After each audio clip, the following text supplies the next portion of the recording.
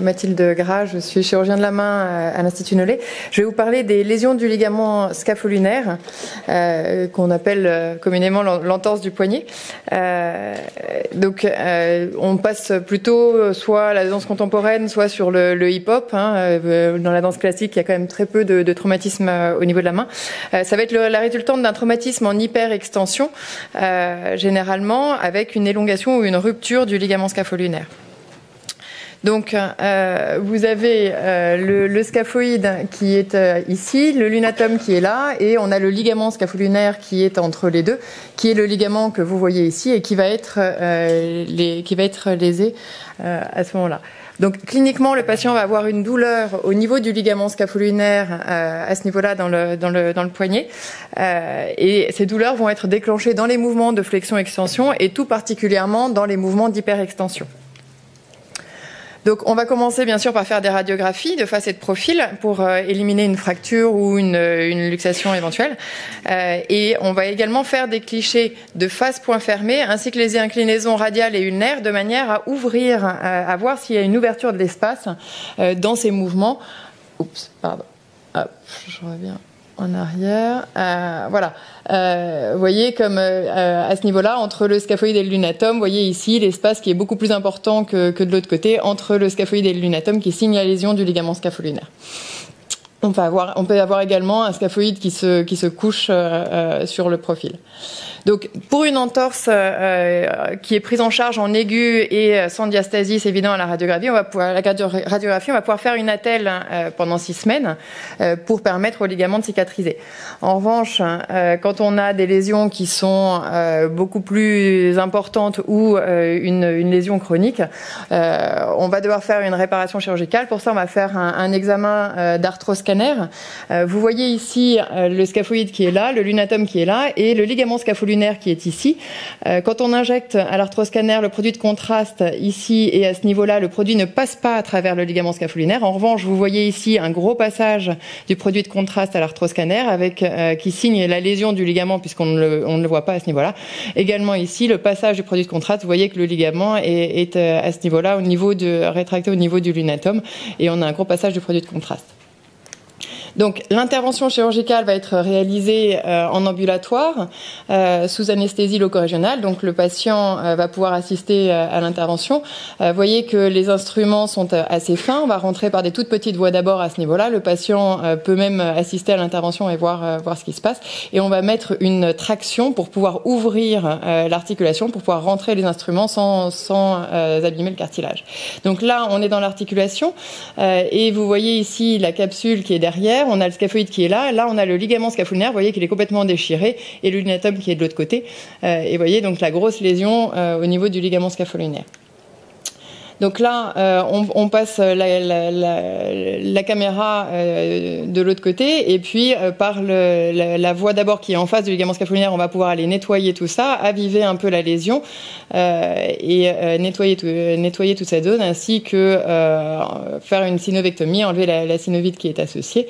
On va ensuite faire une réparation. Vous voyez ici, il y a une autre aiguille qui est déjà en place. On va mettre en place 2 aiguilles qui passent à travers la capsule qui est derrière, la capsule qui est ici, puis ici, à travers le ligament scapho-lunaire. On va donc passer de part et d'autre de la lésion les 2 aiguilles.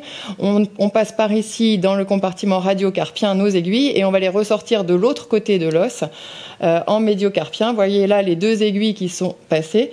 Et donc là, on est en médiocarpien. On va aller chercher donc nos fils qui sont passés à travers les aiguilles. On a ici le scaphoïde qui est là, les 2 aiguilles qui sont passées à travers le ligament scapho-lunaire ici, et le lunatum qui est de l'autre côté. Et donc avec une pince, on récupère nos 2 fils et on va les sortir du poignet à l'extérieur de manière à pouvoir faire un nœud sur le fil. Et on va ensuite tirer sur le fil de manière à faire re-rentrer le nœud dans l'articulation et il va venir s'appliquer ici sur le ligament scapho-lunaire. Vous voyez le nœud là qui re-rentre et quand on tire, regardez le scaphoïde qui est là. En tirant, le scaphoïde se réduit puisqu'on répare le ligament et le scaphoïde se réduit. Vous voyez qu'avec la traction, ça nous réduit le scaphoïde et ça va nous permettre de réparer la lésion. On va ensuite relâcher la traction et faire un nœud de l'autre côté sur la capsule de manière à faire tenir tout ça. Vous voyez ici, c'est une coupe sur cadavre. On a le nœud qui s'applique sur le ligament scapho-lunaire ici. On a entre les deux ce qu'on appelle s'appelle le complexe capsulo-ligamentaire dorsal, hein, qui est un peu du tissu il n'y a pas du vide à l'intérieur, et de l'autre côté la capsule. Et donc tout ce nœud, tout ce qui est à l'intérieur du nœud va pouvoir cicatriser tranquillement, évidemment sous couvert d'une attelle qu'on va garder là encore pendant 6 semaines. Au bout de 6 semaines, on fait de la rééducation et les patients récupèrent de très bonnes amplitudes articulaires. Vous voyez que les cicatrices sont à peine visibles suite à cette intervention chirurgicale avec une bonne réparation. Là, c'est un grade 4, c'est-à-dire que les deux os s'écartent. Vous voyez que là, on est en radiocarpien ici, on a le scaphoïde et le lunatum, et avec la caméra, j'arrive à passer de l'articulation radiocarpienne ici à travers. Là, j'ai le scaphoïde, le lunatum de l'autre côté, et on peut passer du radiocarpien au médiocarpien. Vous voyez la tête du capitatum de l'autre côté, on arrive à passer avec la caméra. On a une grosse instabilité à ce niveau-là, et dans ces cas-là, on va rajouter un brochage de manière à renforcer la stabilité du montage en attendant la cicatrisation. Donc quelques résultats. Sur une étude une série qui avait été faite sur une étude entre 2008 et 2013, il y avait 221 lésions du ligament scapho-lunaire qui ont été opérées sous arthroscopie. L'âge moyen était de 38 ans. C'était essentiellement des accidents de sport, dont 61 des sportifs de haut niveau. Le délai moyen entre l'accident et la chirurgie était de 7 mois. Et vous voyez qu'avec un suivi de 39 mois, la douleur est passée d'une EVA à 7 à une EVA 7 sur 10 à une EVA à 0,9. Il y a eu 5 échecs, c'était dans tous les cas c'est des stades 5, c'est-à-dire avec une disjonction qui était très importante, statique, et qui était irréductible. Donc au niveau des amplitudes articulaires, là encore on a très bien récupéré. Dans 84% ils ont récupéré intégralement les amplitudes. Les 15 autres % ils ont très bien récupéré. Vous voyez qu'en moyenne on a une très bonne récupération des amplitudes, avec des amplitudes qui sont quand même très très proches du côté contralatéral. En termes de force, là aussi, on a une très bonne récupération avec une force qui passe de 23 à 42 et une force qui est équivalente au côté contralatéral. Tous les patients ont pu reprendre le sport en récupérant leur niveau antérieur.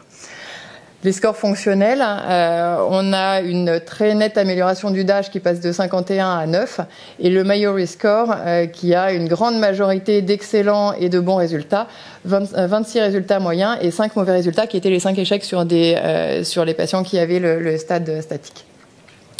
Donc, en conclusion, les résultats sont liés évidemment au stade préopératoire, comme je viens de vous le dire, mais également au délai de prise en charge. Plus on prend en charge ces lésions tôt, meilleurs sont les résultats. On a eu 25 cas de raideur, mais avec néanmoins des amplitudes qui étaient tout à fait satisfaisantes et nettement supérieures à ce qu'on avait en faisant les interventions à ciel ouvert, et 4 cas d'algodystrophie.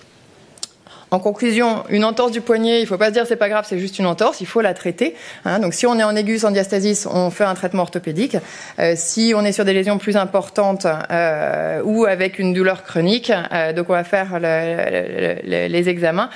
Mais il y a des interventions qui fonctionnent. On va faire une réparation chirurgicale sous arthroscopie, qui est une technique qui est fiable, peu invasive et qui donne de très bons résultats. Je vous remercie.